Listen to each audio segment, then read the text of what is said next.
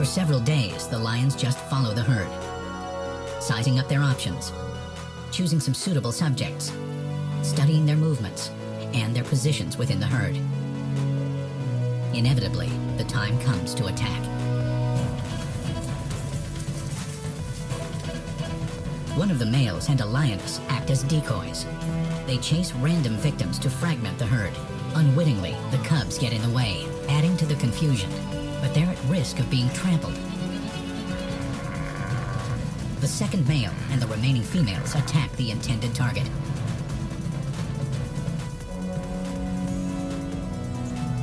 Using all his strength, the male tries to suffocate it, but the buffalo's straining muscles form a steel barrier around its windpipe.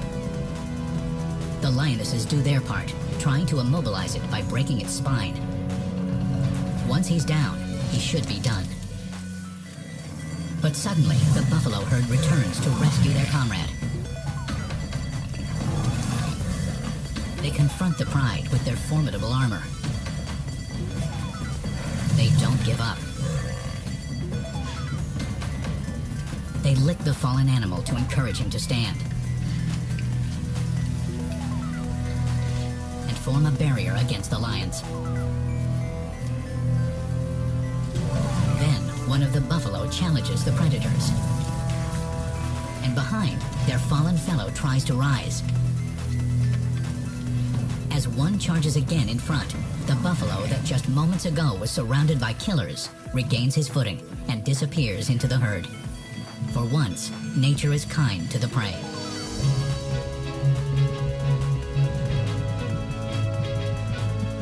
The herd rushes away, putting as much distance as possible between them and their attackers. Days of shadowing the herd have come to nothing. Though weak with hunger and tired from the energetic attack, the lions cannot rest. They have to close in on the herd and hunt again as soon as possible. Lions despise water and won't cross unless their lives depend on it.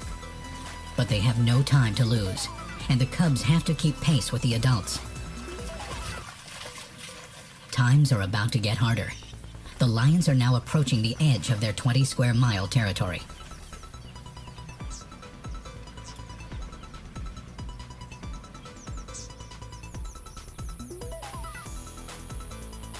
Now, it's the middle of winter, and the buffalo follow the dwindling supply of greens that fringe the rivers and channels of the Okavango. It drives them further and further out to the limit of the Kakanaka's territory. As the cold grip of winter draws the lion's food source almost beyond their grasp, the pride constantly looks for a chance to strike. But today, they take a break. Despite their hunger and the harsh weather, the cubs seem almost untroubled. A group roar warns surrounding prides that they hold this turf, and today, they have something to shout about.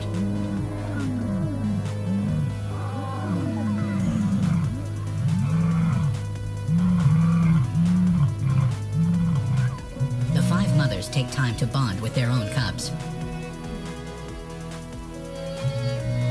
The reason for this pause in their relentless pursuit lies hidden beneath a bush. The sixth lioness has given birth to 2 more cubs. They swell the number of youngsters to an overwhelming 15. 15 demanding, hungry mouths that need to be fed while the Kakanaka is at its most desperate, and as the lion's main prey slips from their grasp.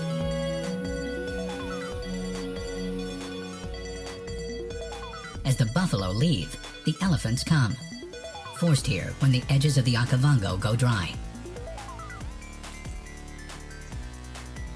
They seek Kakanaka's water, though their food here is scarce.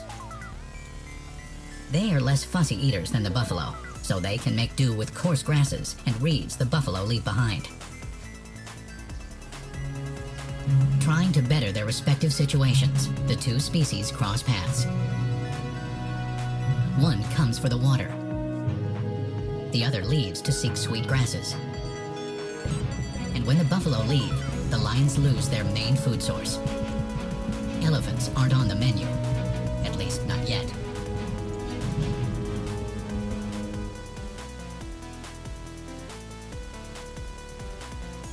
This is the border of the Kakanika territory. An invisible line the lions won't cross, because another pride rules the other side. But there's nothing to stop the buffalo from crossing.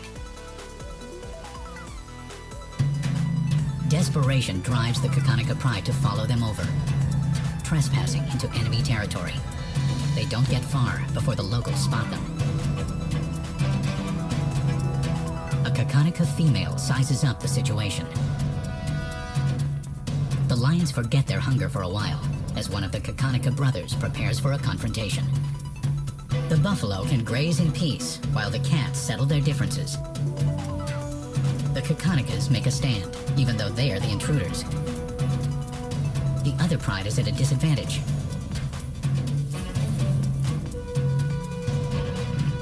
Their dominant male is not with them, so they turn back. But the Kakanika male is not finished. The resident pride makes a run for it.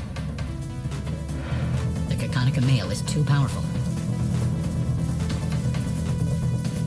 The young males of the other pride can't stand up to him. The larger Kakanika males assert their dominance. Even though the resident pride retreats from the intruders, they're still the winners.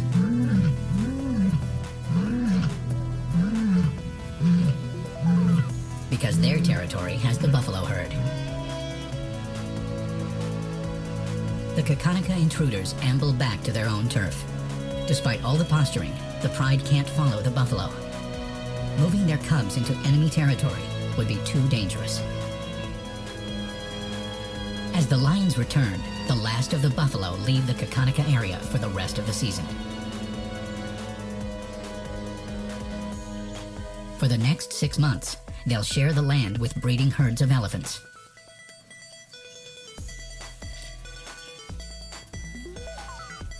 The lion pride keeps moving, looking for anything they can chase down and eat. They ignore the elephants because they're too large and difficult to hunt. The elephants mostly ignore the lions as well, as they try to glean up to 400 pounds of grass and roots apiece from the depleted landscape.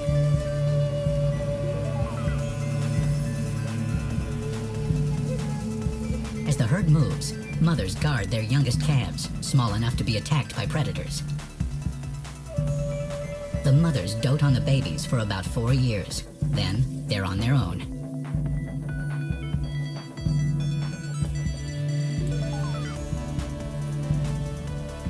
Tasting independence for the first time, juvenile elephants risk wandering off and getting lost.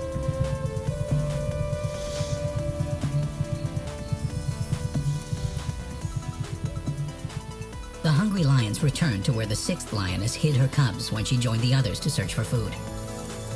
Most times, mothers keep the hiding place a secret from the rest of the pride. The lioness brings the tiny additions, now 2 months old, to meet their father. But he's grumpy. So small and weighing only 9 pounds, they will compromise the pride's movements. Their little steps won't be able to keep up. Eventually, they will pay the price. Already, some of the older cubs show signs of weakness.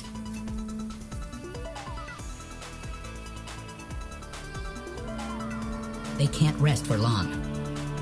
The lionesses take the lead.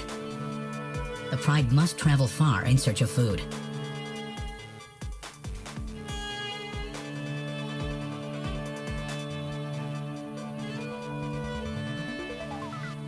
It takes a toll on the smallest and weakest members. All they see are large elephants.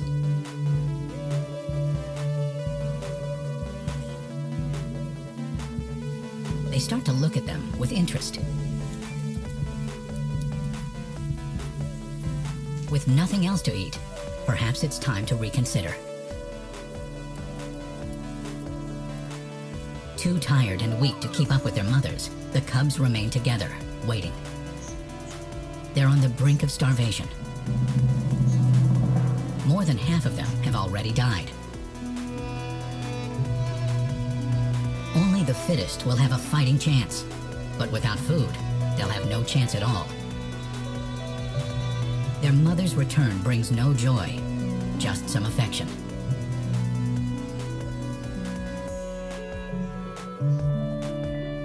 The cubs try to drink, but the starving lioness's milk has gone dry.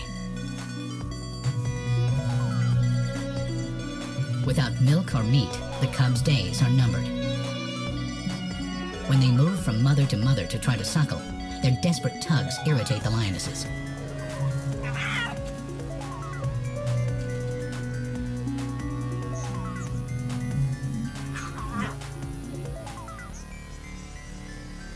At this point, even the strongest cubs only have a few days to live.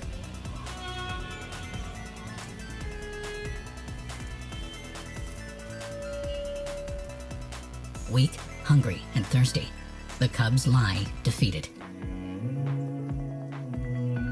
The lionesses never give up. They scan the horizon for something edible.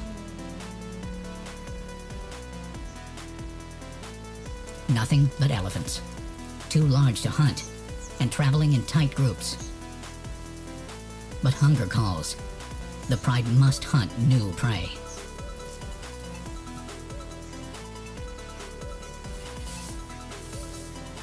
The lionesses take their chances, following the herd, hoping for an opportunity. Perhaps a youngster will get injured or stray from the herd. The young elephants are unaccustomed to danger. Eventually, the lion's persistence pays off. During this desperate time, nature gives the cats a lucky break. But at the same time, it deals its cruelest hand. A 5-year-old youngster loses his way. His trumpeting cries go unheard by his family. He can't outrun the lions, and his tusks are too small to use as weapons.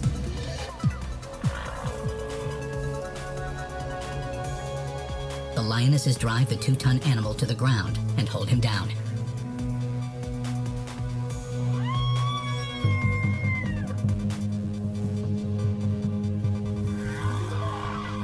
Although the lionesses are expert buffalo killers, they have never tried to kill an elephant.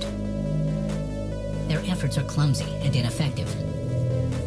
Their teeth can't penetrate his 1.5-inch thick skin, and his neck is too wide to strangle. So they attack the soft, vulnerable spots. Without a muzzle to suffocate, they try to hold his trunk. Unable to kill the elephant, they start to eat it alive.